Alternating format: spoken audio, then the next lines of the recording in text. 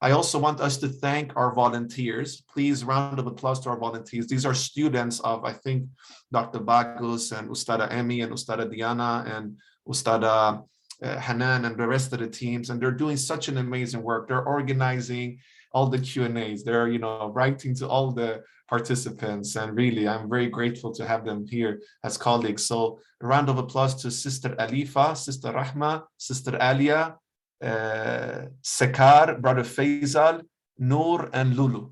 So a round of applause for our volunteers. Without them, we will not be able to do this. Barakallahu fikum. Thank you for really helping us out, dear excellent volunteers. So let's share some questions. Sister Anisa, Sister Alia, feel free to share it in the screen and I will try to address it to our excellent scholars.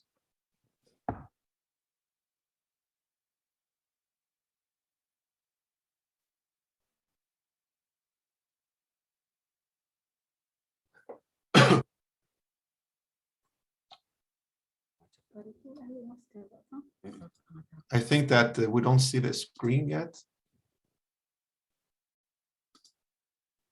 Okay, perfect. So first question is to Professor Dr. Omar Hassan Kasula. I don't know if Professor Kasula is with us. Professor Kasula, are you with us in the session yet?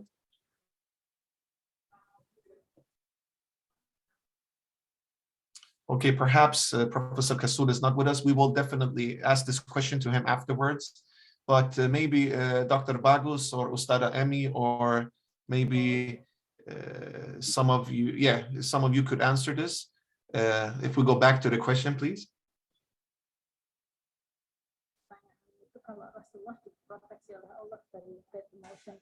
So Prophet doesn't have a negative response for reaction, emotion, and Allah subhanahu wa ta'ala always helped to correct that. Then how about us as Muslims? How we protect ourselves from the bad response of emotions in perspective of Islamic psychology? Dr. Bagus, do you have any reflections regarding this question? Well, if we read the Surah Ar-Ra'd, Surah number 39, if I'm not mistaken, it's mentioned that all human beings is protected by two angels. All of us is protected by two angels. But Allah let us decide. That's why the freedom to choose is very important. We have to really aware that we have the freedom to choose, that this capacity, we should use it wisely, because after this ayah, after the first that all human beings are protected by two angels, and then came the ayah that Allah will not change the destiny of the Ummah if they don't change their own destiny. So that's why this freedom to choose is very essential. It's your responsibility. If you choose to follow Allah, then two angels will help you. Two angels will help you. Okay. So emotion is something that we make. Emotion is something that it is already a study in the neuroscience that emotion is not something that is what do you call it, built in our brain or whatever. Emotion is our choice. Happiness is our choice. You choose to be happy or you choose to be sad. It's your choice. It's not something that is made for you. Anger also. Anger is if you want to be angry or you're not, you forgive, it's your choice. But there's some stimulus. There is some natural, like, okay, if we borrow the Freudian terminology, there's some instinct to survive. Sometimes you need to be angry because you need to survive. You need to protect something. If you need to protect your wife, protect your children, then anger is useful. But following anger only, overdo anger is your choice. And usually there's also shaitan is will make you choose the wrong way. Okay, so just don't focus on the Satan, just focus on the angels, Malikat, and it will help you to make your life easier if you choose to follow Allah's path, the right path. I- Jazakallah khairan. if I'm allowed to add Yes, of course, to- Ustada. There is a the little bit answer problem with the is, sound, Ustada. Yeah, barakallah fikum. Please go ahead. yeah, okay. Sorry, Ustada, it's still there. I think you need to turn off a speaker or something.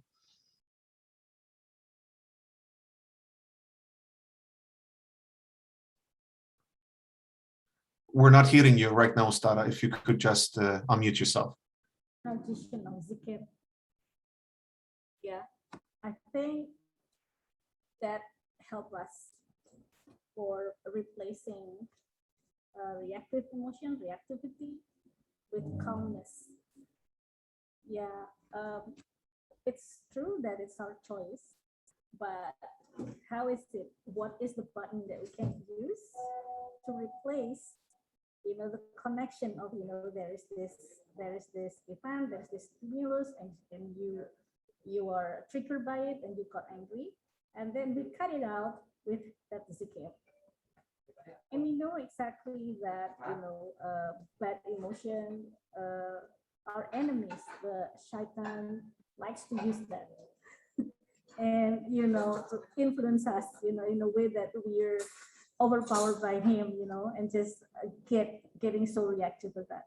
So if we understand that, then every time there is this event or stimulus that got us angry, got us reactive, then we know that, okay, we have to be aware, train our awareness of that, and, try to choose and press the right button.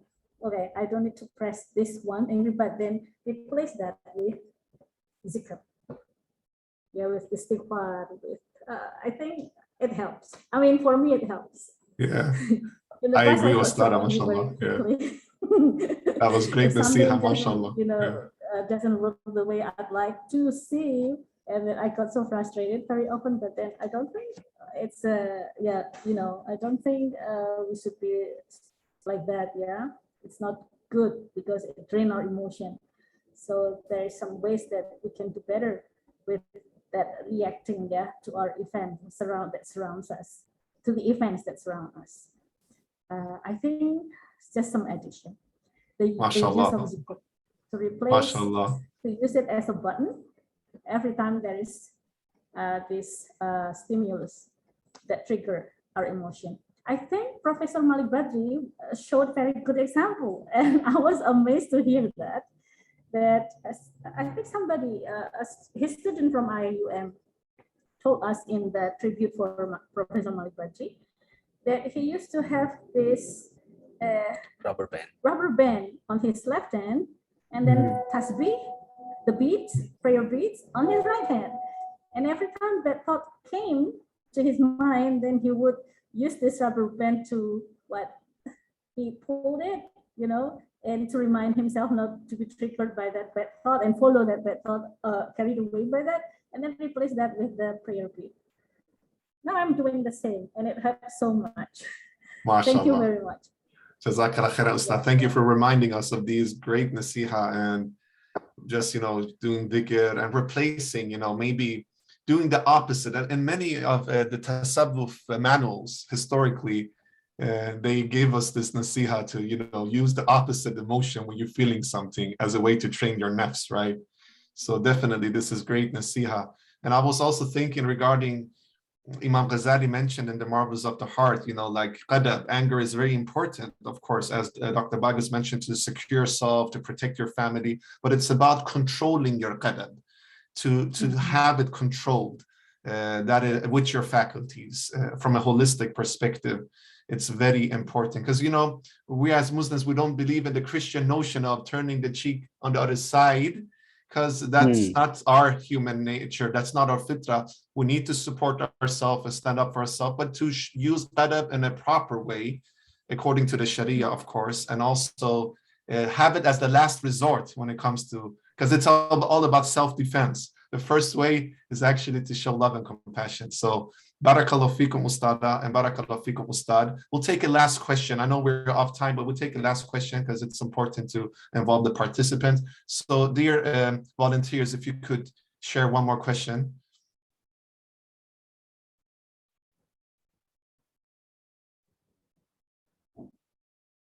So the question is as follows.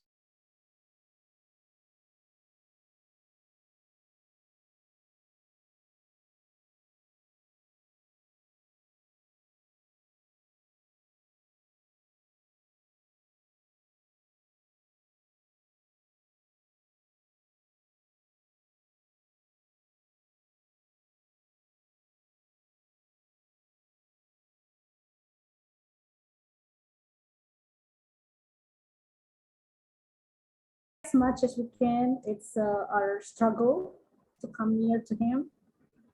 I'm not done reading the book yet because it needs practices too. And I think Prof. Jasir Auda made some reviews on that, and it's available online for free at the Muslim Association of Canada. It's there. You can download and print, and it's a step by step.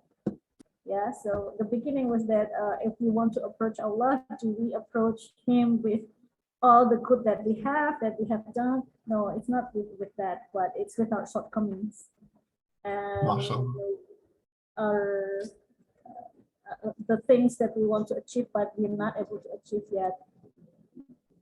And MashaAllah. Barakallahu fikum. It's a total turning point. That's such a great nasiyah. We're looking forward to read that. I'll also try to share it in the Zoom chat, the name of the book perhaps. And also Triple IT have released a lot of free resources. So Professor Badri's book, both Abu Zayd al-Balkhi translation, also Contemplation, Tafakkur, the book, are free resources. Inshallah, I'll put it in the Zoom chat. And Dr. Bagos, Dr. Bagos, do you have maybe one or two gems you want to share with the participants? For the book about emotion, yeah. Yeah, that's a Actually, great book, you should read the Quran very more often. MashaAllah. It's the most important book, I think. And MashaAllah. you read the Quran by heart. I mean, with your heart. Okay, so then you can feel the emotion from there. Yeah, I think true. that's we shouldn't forget that. We should always refer back to the Quran. MashaAllah. That's great advice, MashaAllah. And all Islamic psychology is rooted in the Quran, from the Quran and the Sunnah. Yes. So yeah, definitely. Actually, there is this book with Love in the Holy Quran, which is an amazing book. I forgot the author now. I think it's Prince Qazi, if I'm not mistaken. Amazing book where he have, all the aspects of love that is mentioned in the Quran, and he's doing a great tafsir as well. So mashallah, barakallah fikum, Ustada Emi and Dr. Bagus, mashallah. Round of applause to all of our presenters today. We will now go into a break. Before that, I want to just announce that we will meet in about 30 minutes again at 12 p.m. GMT. We will meet again. And then we will start the section number 2 of today with lectures from Dr. Abdullah Ratman and from Professor Dr. Hussein Rasool, from Professor Dr. Muhammad Tahir Khalili, and also from Ustada Olga Pavlova. So it's amazing lectures going on with some of the greatest scholars in the field of Islamic psychology nowadays. I also want to thank all of our volunteers. I want to thank all of our lecturers. I want to thank all the organizers, IAMP, International Association of Muslim Psychology, IIUM, the Islamic International University of Malaysia, also Triple IT, the International Institute of Islamic Thought, for the great works you guys are doing all over the world, and particularly in the Southeast Asian context. You're doing so much great projects and lectures and series and translations of books, and producing a lot of knowledge for all of us seekers of knowledge. I want to summarize the whole first part of the day with 2 quotes from Sheikh Malcolm X, rahimullah, one of our greatest scholars in Islamic history in many people's point of view. He says two things that I think summarize the first section of this wonderful conference today. He says, a man who stands for nothing will fall for anything. And he says, a people is like an individual man until it uses its own talent, takes pride in its own history, expresses its own culture, affirms its own selfhood, it can never fulfill itself. Subhanallah. And why I'm mentioning these quotes, dear excellent participants, brothers and sisters, scholars, colleagues, practitioners, and students, is because we need to stand for something. And that is what all of our scholars and lecturers today have been speaking about. We need to root ourselves in our tradition as Muslims, to learn from the prophetic emotional intelligence, as what Professor Kasula mentioned in a beautiful way, and also what Professor Badri wrote in his last book. We need to be inspired by Professor Badri's character, as Dr. Shukran and Dr. Jusmawati mentioned, his character, and trying to embody that in our way of working as clinicians or teachers or students, and to apply our Islamic psychological tradition to contemporary issues and dilemmas with the Maqasid method that both Dr. Ami and Dr. Bagus in an eloquently way showed us. The value to reconstruct old theories into new theories rooted in the Islamic paradigm. And as Dr. Bagus said, don't throw the baby out of the water or something like that. There is a great saying, I think, in English language. So these two quotes really says that we need to stand up for our paradigm, not to reject others, learn from others, but when we are rooted in our paradigm, we know what to apply and what to not apply. And of course, we have such a beautiful indigenous Islamic psychology that we should be proud of. So we need to root ourselves. So we thank Malcolm X, rahimullah, for these great quotes. And actually, Professor Badri met Malcolm X, can you imagine? And did dawah to Malcolm X, which is amazing. And it's said that Professor Badri actually inspired him to follow the Ahl al-Sunnah wal Jama'ah path in Islam.